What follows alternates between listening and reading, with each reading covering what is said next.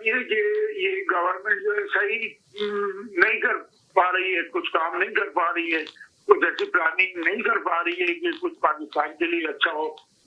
तो ये तो बहुत ही खतरनाक साइन है पाकिस्तान के लिए। अब देखेंगे हल्के हल्के जो है, फिर देखें अभी कुछ पैसे जो है अमेरिका से भी मिल रहे हैं जी। तो जो पैसे कुछ अमेरिका से ही मिल रहे हैं, इसका मतलब है कि ये पाकिस्तान के लिए अमेरिकी इमदाद तो रुक गई थी ना, कुछ पैसे तो नहीं मिल रहे थे।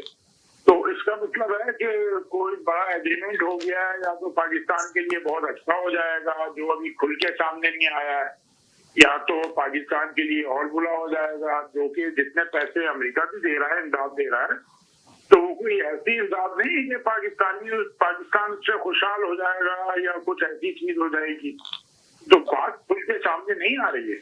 तो देखिए, और ये पाकिस्तानी मिडिल क्लास और लोअर क्लास के लिए जो है बहुत खतरनाक पोजीशन होगी, बहुत ही खतरनाक, कि आदमी सोच नहीं सकता। देखिए अभी भी पाकिस्तान में, देखिए पाकिस्तान में पहले जो है कभी इस तरह जो है गुर्बत की बात नहीं होती थी। खाने पीने का हाल जो है, आदमी कुछ खा पी लेता था।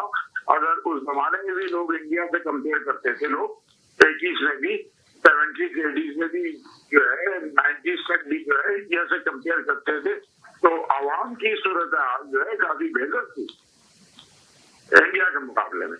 लेकिन अब तो बिल्कुल उल्टा हो गया है। ये कुछ सालों में तो बिल्कुल कहानी ऐसी लग रही है कि बिल्कुल पलट गई है, क्योंकि आवाम के हाथ में कुछ रहा ही नहीं है। आवाम क्या खाए, किस दे, आवाम तो सड़क पे जो है रोती है।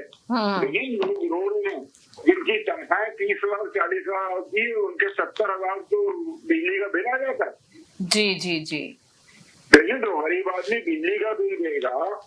लोगों ने अपने घर के फर्नीचर बेच के जो है बिल अदा किए हैं।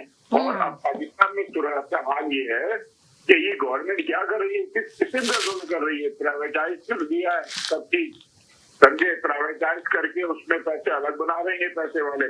और जो प्राइवेटाइज किया है, अब तो ये होता है कि अगर आज की डेट है, आपने बिल जमा कराने की, आज आपने बिल जमा नहीं कराया, बड़े शहरों में भी आप ये देखे ना, बिल जमा नहीं कराया तो बिल की तो बात की बात है चौधरी साहब, बिजली ही नहीं है। आप सोचिए 9 बजे अगर बिजली चल जाए, गैस चली जाती है, बिजली चली जाती है, फिर बिजली नहीं आती, सिलेंडर लोगों ने रख लिया, सिलेंडर के बगैर गुजारा नहीं है, लोग नाश्ता नहीं बना सकते। देखे ना पाकिस्तान के तो हालात, तो देखिए बिजली नहीं, गैस नहीं, तो और ऊपर से महंगाई इतनी ज्यादा, तो फिर अंदर इंसान करे तो क्या करे। तो जो रोजमर्रा की चीजें वो इतनी महंगी हो चुकी हैं। आप देखिए अनवार साहब जो ना साजिद भाई की लिस्टें तो लेके बैठ जाते हैं, मगर इसके ऊपर कोई गुफ्तगू नहीं करते और कभी कोई बात नहीं करते। मुझे बड़ा अफसोस होता है अनवार साहब का। कंट्री जो है जी कैसे चला रही है और इतना बिल बढ़ा दिया है, और अगर एक दिन की डेट से ऊपर हो जाए, नेक्स्ट डे जो गाड़ी आ जाती है बिजली काटने के लिए, जी, इस दिन के लेट होने पे। देखिए किस किस्म की गवर्नमेंट है, किस किस्म का गवर्नमेंट तो नहीं बोलूंगा मैं, तो माफिया बोलूंगा भाई। क्या हाल हो गया, क्या हाल हो गया। आदमी सोच नहीं सकता था कि पाकिस्तान में भी ऐसा हो जाएगा कि एक दिन लेट होने से बिजली कटना शुरू हो जाएगी। आप ये देखे ना, 4 साल में हुकूमत ने, अब मैं जितने भी देखने और सुनने वाले वो आके बताएं 4 साल में हुकूमत ने क्या कारकर्दगी की, क्या काम किए, कौन से गुड काम है, वो जरा आके गिनवा दे मुझे। जी, ये हबीब साहब कुछ बोल रहे थे। जी हबीब साहब क्या कह रहे थे आप सर? मुल्क का बेड़ा गर्क किया है।